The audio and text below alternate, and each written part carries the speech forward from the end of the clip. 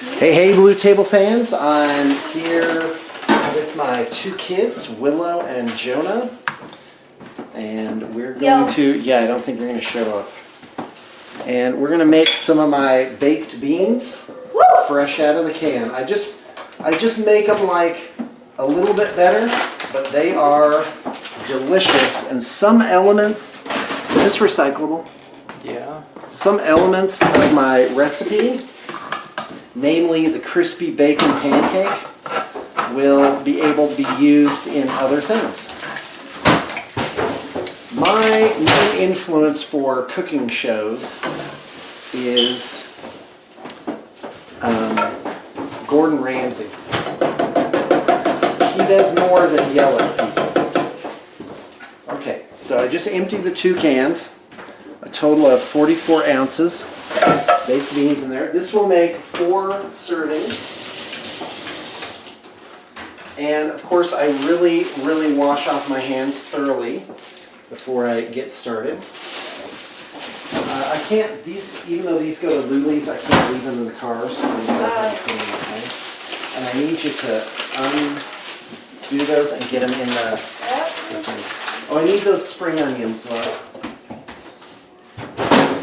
Yeah, there you go.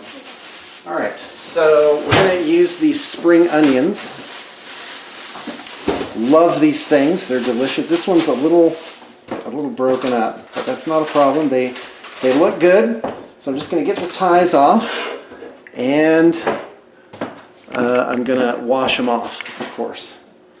Let's see. There we go. Then we have our beans here. I'm going to just put those on a very low heat, just to get some activity in there. And for the spring onions, a lot of times they have like this little slimy part at the bottom. You just have to pull that off. Yep, there we go. We're going to use this whole bunch of them. And we need a medium saucepan. This thing. Mine are really banged up. I'm due for some new ones. I'm a huge fan of not putting things on high heat. I used to have this theory that if you needed something done, cooked right away, you would just put it on a super high heat and then it would need a shorter cooking time. So it's like cookies at 300, 12 minutes. I'll put them at 900 and cook them for 3 minutes, or 4 minutes rather. And that obviously does not work. You just end up with burnt cookies. And then for 2.5 seconds. Yeah. So you want your pan to feel like it's hot before you start putting stuff in it. And so the first thing, because baked beans, they have like onions and peppers and sometimes bacon in it, but of course it's always gross. So I'm just doing some fresh additions to it, and it makes it a lot better. And you're going to end up with a very tasty dish here. So I'm going to cut off all the roots, or ruts if you're in Oregon. And I'm just going to check them for weird spots. No, those all look very, very nice. I'm going to do a video on how to cut things, because I see, like on television, people go like this, and they're just chopping up and down. I'm like, that's the dumbest way that you could possibly... Oh, wait, you can't see what I'm doing. Here we go. Let me get this down here. Oh, you didn't get to see all my wonderful work with this. So anyway, I see people, they put their hand on, and then they're just like chopping. I saw this on Friends, where Monica is supposed to be this chef, but she's cutting like this, with her fingers out. I'm like, oh no. You do a claw. Gordon Ramsay has a great video on this, and this knuckle prevents you from cutting yourself. And I found if you keep the tip of the knife in contact with the board and just sort of rock it like this motion, that you get a lot of control, and you can do a lot of that fast slicing that you see them do, like this.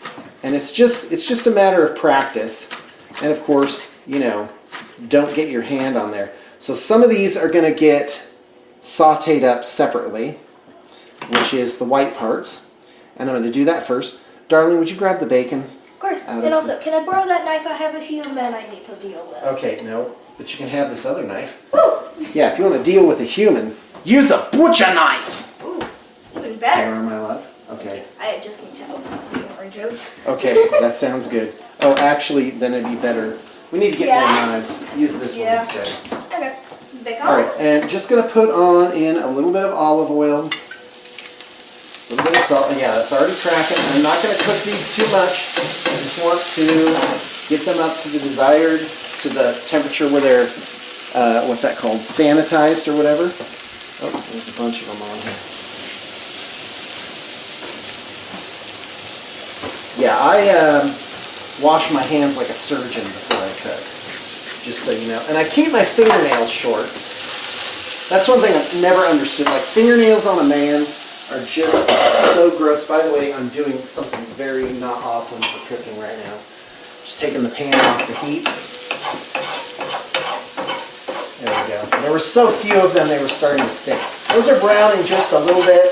But again, I am not trying to cook these completely because they're going to be added to the beans as they warm up. And I keep these mise en place bowls, these little melanite boards or whatever they're called. Ugh, that does not look good.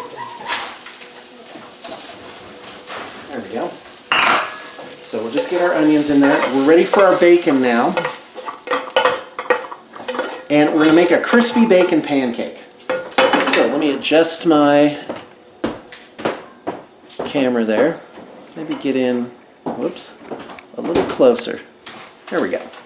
So what we're going to do is, first off, we're going to use a separate knife. I'm going to grab that butcher knife over here. Where did that go, the first knife? Oh, there it is.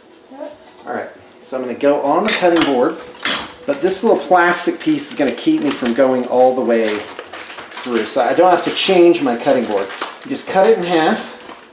There you go. And so this now has bacon, raw bacon on it, so that gets set aside so I don't cross-contaminate things. Now I'm going to start laying my bacon in. And, oh, my beans are already starting to boil. And I'm going to go around the edge first. Oh, that pan is super hot already. And you can actually go up onto the edge. And the trick for the crispy bacon pancake is to overlap the bacon just a little bit.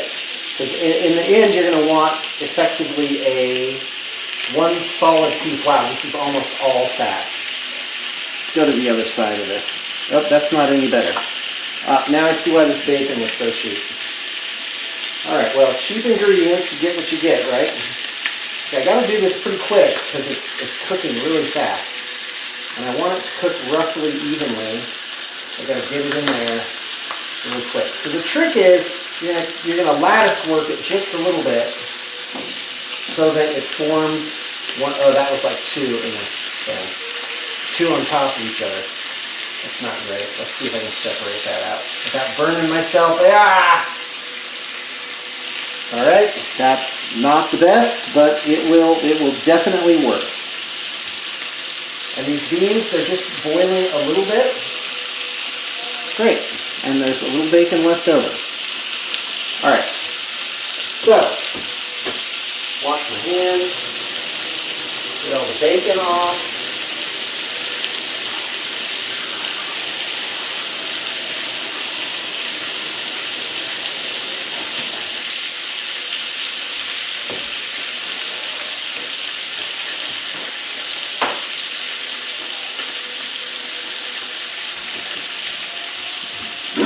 All right, I'm going to put a lid on there.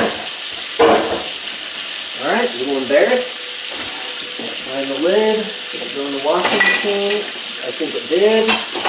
Hopefully it's the right size of lid, and it is. Okay, good. And I'm going to shake this a little bit so the bacon doesn't stick to the bottom. And so by the end, that's going to be very crispy. And stir this. All right, so over here, you notice a little steam is coming off of there, and that means the beans are boiling off. Beans have shells, and if you cook them too much and stir them too much, the shells start to come off, and the beans get really gross. So I'm going to turn that on really low heat, but the trick is you're going to add white vinegar, or in this case, white wine vinegar. I don't know what the difference is, but you're going to add quite a bit, like maybe 1/3 of a cup. Oh, that smells absolutely amazing. All right, and this is on low heat, and I put that vinegar in there not only to give it a little zazz, but also to keep the beans from, the juice from boiling off, and you end up with like more of a paste. So I have my cooked green onions. Those will be added in later. Now I'm going to put on the middle part of these. I should really get some mise en place bowls here. And I do have them. They are in the dishwasher, I do believe. Yes, they are. Lovely. I just keep these super cheap, I think it's called melamite, I don't know. I keep these bowls on hand just to stage things in them. And I've been cooking for 3 years just as an amateur. And I gotta tell you, I have gotten a lot faster and better at chopping things. And I have not cut myself once. I've nicked my fingernails a couple times, but I have not broken the skin. That does not want to come off. All right. So these onions, these green onions, this is still sort of the whitish green part. They're pretty crispy. Oh, our bacon pancakes coming along nicely. Crispy bacon pancakes. So there you go. It's interlaced. The idea is it should all sort of bond together so that when you flip it, it's just one giant piece. And you don't have to go and like flip every single strip of bacon, which is nonsense. By the way, I love tongs. This is a great tool. These have a little plasticky thing on the end. Those tend to get burnt and deformed, so I kind of go for metal ones. But the advantage of these is you can actually stir things in a pot without scratching your pot. So I'm really bad about that. And the last part of these onions, so we've got the white part, the very oniony part, which we sauteed to begin with. That'll be added later. This part will be added to the beans as they're cooking. And then the very last part, the greenest part, will be added as a garnish at the end. And you could put white onions in this, but they do tend to go goopy pretty quick. And really, whenever you're cooking something, you want to think about color and texture. It's a lot like painting a fantasy model or a miniature. You got to consider your different elements, basing style, the practicality of the size of the base, how the base work frames the model. Whoop, I let my thumb get out a little too far.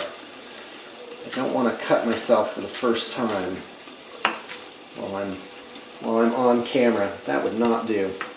All right, so there we go. So here we have the onion that's for our garnish, and again, that's been washed. And I'm just going to throw out these oddball bits that were at the tip and get rid of those. So 1 thing of spring onions, sauteed, mid-range, which will be actually cooked and garnished. But you put this in at the very last because you still want those to be crunchy. All right, look at our bacon pancake now. Crispy bacon pancake. See how it's gotten smaller? I don't know if you can see that. There you go. And so what we're going to do is we're just going to set our lid aside, and we're going to use our tongs, and if all goes well, we'll be able to flip it in one giant thing. Nope, we were not able to do that. That's because this bacon is so fat. All right, well, you get the point. Obviously it didn't work this time, but if you crisscross that bacon right, you'll be able to pull at it with those tongs and just flip it over. And I think I didn't let it cook enough. And again, this is on medium heat. I'm not really, going at it. You could add red peppers. That would be a not bad addition to this. And I just got to wait for that pancake to cook. I have this on super low heat. It's just barely simmering a tiny little bit. And I'm going to open up a cherry soda while I'm at it. Yeah, sometimes that smoke can get to you. Oh, that's nice.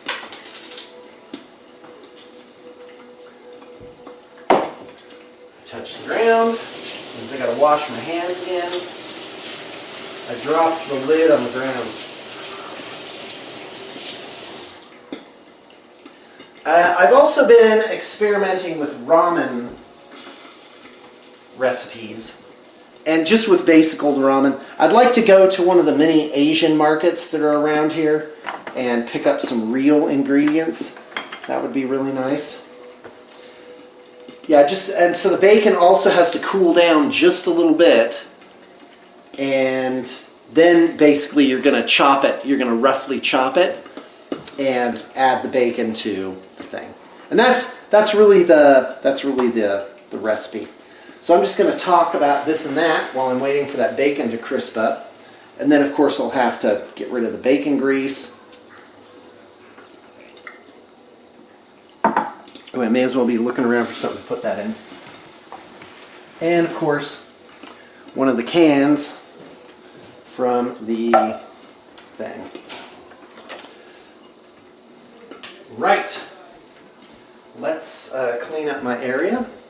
You got to clean it up as you're going along. One of the great secrets of a wonderful home is to clean up as you go along. Oh man, my mom would just be she would be spiking the ball if she heard me say clean up as you go along, because for years she tried to get me to do that, and I was like, whatever, not important. I married a woman who is quite the neatnik. The neatest Nick I have ever known. People think they're neat. They're probably not neat compared to my wife. She is, and I had while we were courting, I had to pass some tests. Show her that I knew how to do it. All right, that bacon is looking nice and crispy. Look at this now, and it's got some juicy chunks in it too. What if I just put that bacon grease right in? I'm going to put some of the grease. I'm just going to put it right into the stuff. And what am I going to do? Oh, I'm going to turn off that burner for starters and get a thing to try and make it not go over the edge, which I am obviously not able to do. Okay, that super did not go well. All right, I'm going to do this over the sink. There we go. So I'm pouring the bacon grease in that can. Some people... Alright, we're in the home stretch. I decided just to add some cherry tomatoes to the mix. So let's, I'm going to do 2 tomatoes per bowl. Let's go ahead and slice those. Get my hand all pinched out, like that, and then do it at an angle. Put them in my mise en place bowl. There's still a little bit of bacon grease on this knife, so that's not the best, but it will all come out in the wash. And I'm just cutting them in 2 long ways. Petite grape snacking tomatoes is what I meant to say. You say potato, I say tomato, because I don't know what I'm talking about. Next up, rice vinegar. You should have mustard, ketchup, mayonnaise, and rice vinegar, because this is so, if you could only smell that, it's just perfect. It's just this delicate vinegar.